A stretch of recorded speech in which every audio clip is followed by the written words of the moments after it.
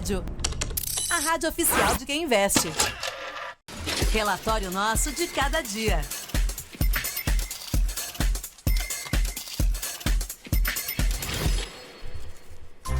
Com o nosso Gabriel Bronde aqui. Boa tarde pra você, Bronde. Tudo certo? Fala, Vini. Tudo bem, Gui? Tudo bem, ouvinte da TC Rádio? Tudo ótimo. Olha só, Bronde, falamos pra um TC de audiência. O Milvan Aires dos Santos escreve aqui, ó. Parabéns pelo conteúdo do TC.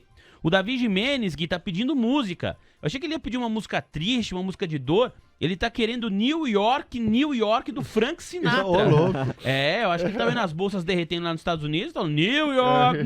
Você para aí, vamos tocar no fim do programa, ver o que o Mestre Beida acha de New York.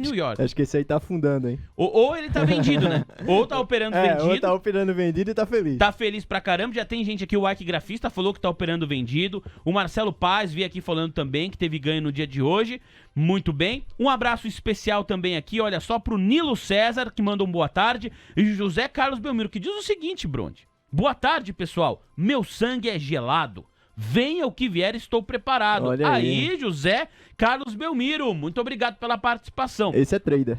Bronde, pra quem Oi. tem sangue gelado, pra quem tem sangue quente, pra quem tem sangue de barata, pra quem, olha, tá aqui com o sangue fervendo, com essa bolsa caindo. Hoje você separou um relatório especial aqui pra gente, né? Eu separei os gráficos, né? Pra gente olhar como é que tá aí Legal.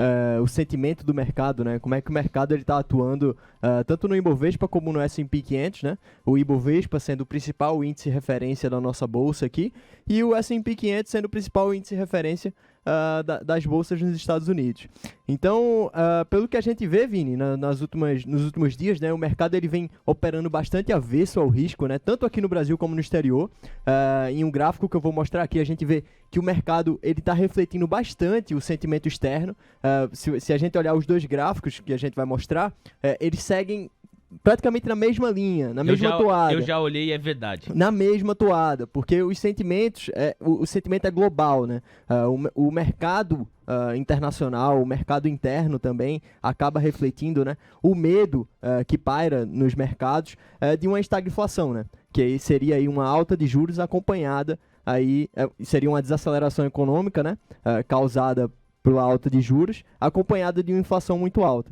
Então, em todos os mercados paira esse medo e todos os mercados eles operam mais avesso ao risco, principalmente após os dados de inflação da última semana nos Estados Unidos. Ô, Bronde, é legal pra eu te perguntar aqui, porque eu também vi algumas mensagens de ouvintes dizendo assim, mas quem garante que esse problema da inflação é um problema global? Bom, para além dos dados que a gente sempre fala aqui na TC Rádio, o próprio gráfico mostrando isso acaba sendo uma sinalização, né? Sim. Se você cai no mesmo momento e sobe no mesmo momento, significa assim, peraí, eu tô comparando aqui o rendimento do Ibovespa com o S&P, se o gráfico é muito parecido, Sim. também a gente pode dizer que é uma sinalização que os Estados Unidos e o Brasil estão sofrendo ao mesmo tempo, portanto um problema global. Isso, seria um problema global, né? O que bateu bastante foi essa inflação nos Estados Unidos, acima do consenso semana passada, o que faz com que o mercado ele projete que o Federal Reserve, que é o Banco Central americano, ele eleve com mais intensidade suas taxas de juros. Tá. Com isso,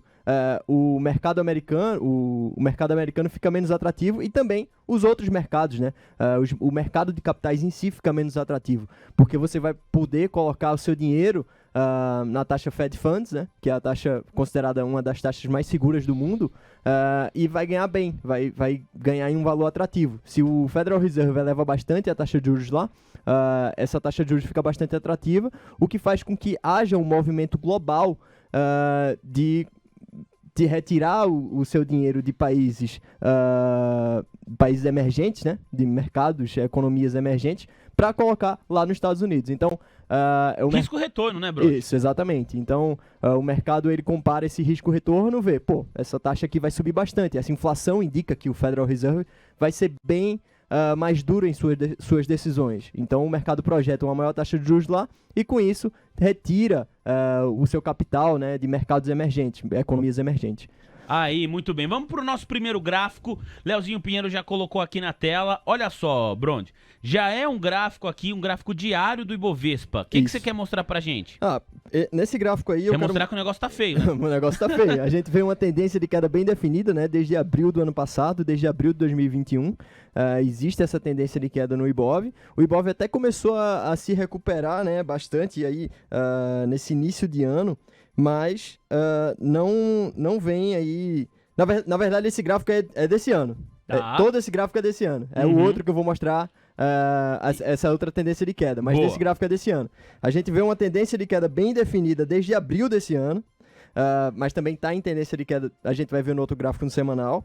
E a gente vê que o gráfico ele acaba de romper, né, uma região bastante importante, que é os 103 mil pontos. Aqui no canto direito, pessoal, da Isso, tela. nesse canto direito da tela, lá no final. Isso. E- Onde tá vermelho aqui o candle, né? Exato.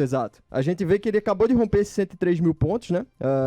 Chegou a bater aí os 101, voltou, na última vez que eu olhei estava nos 102 mil pontos, e agora ele se dirige aí para essa região dos 101 que foi atestada no início do ano.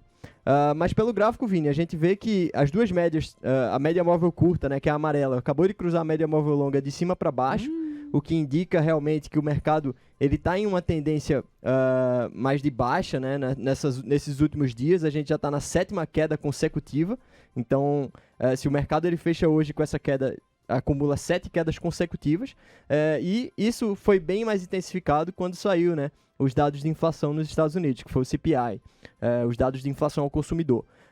No outro gráfico, eu mostro justamente o gráfico semanal. Isso, que é esse aqui que tá na tela agora. Isso, esse é o semanal. Então a gente vê que tem uma tendência de queda desde abril desse ano, né?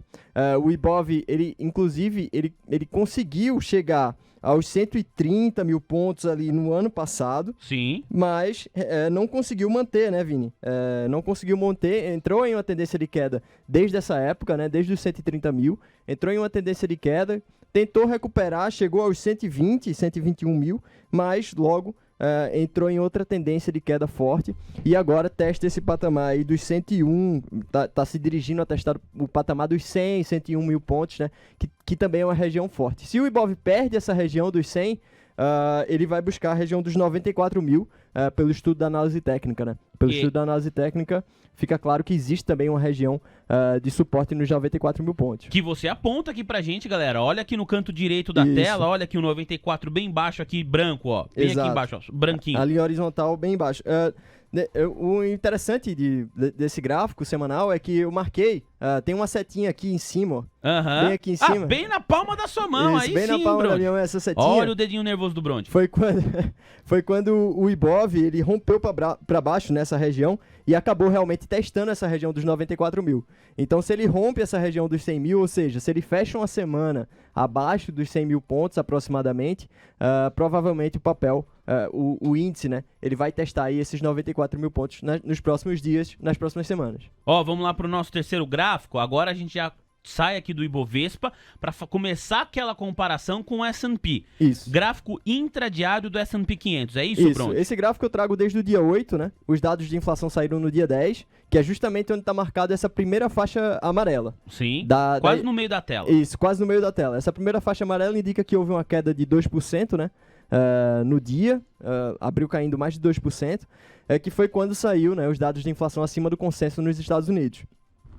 No outro gráfico a gente vai ver que o mercado brasileiro caiu bastante, o Ibovespa também caiu bastante nesse dia. Mas ainda vou falar do gráfico passado, Aham. e a gente vê que caiu drasticamente, né? Essas duas linhas amarelas indicam que houve uma queda brusca nesses dias, né? Então, no dia 10, que foi quando saiu, houve uma queda brusca, o mercado ele saiu dos 4.017 pontos aproximadamente, o S&P 500, para os 3.900 e agora ele já perde os 3.800 pontos, já opera nos 3.700 pontos. Então, o mercado sentiu bastante, né, essa inflação, porque realmente acha que o Federal Reserve ele pode atuar mais agressivamente nas taxas de juros. Isso faz com que todo o mercado ele tire seu dinheiro do mercado de capitais e vá mais para o mercado de renda fixa.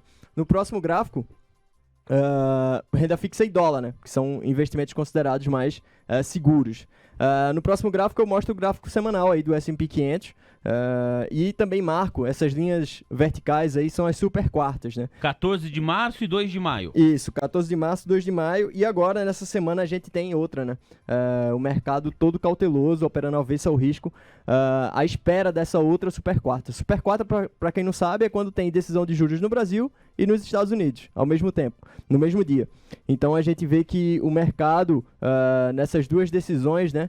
Na primeira, até no dia 14 de março, quando houve a decisão, ele operou, conseguiu subir aí 3 semanas seguidas, mas depois, logo, a inflação falou mais alto, né, e ele começou a cair novamente.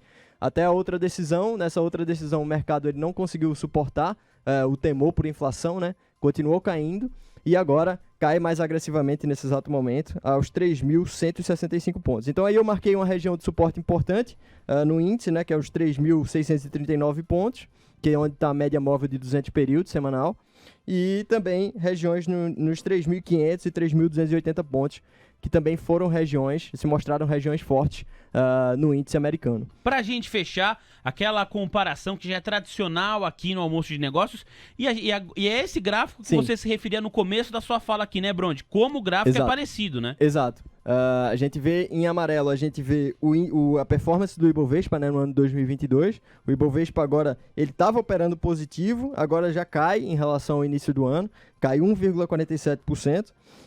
A gente vê que perdeu essa linha dos 0%, né, marcado na horizontal, que eu sempre destaco aqui em branco. E a gente vê o S&P 500 caindo 21,55% nesse Eita. ano. Mas a gente vê, Vini, pela performance, né, é praticamente o mesmo gráfico, mas mais embaixo. Se você olhar aqui, olha, desde o começo do ano, né, Brondi? Isso.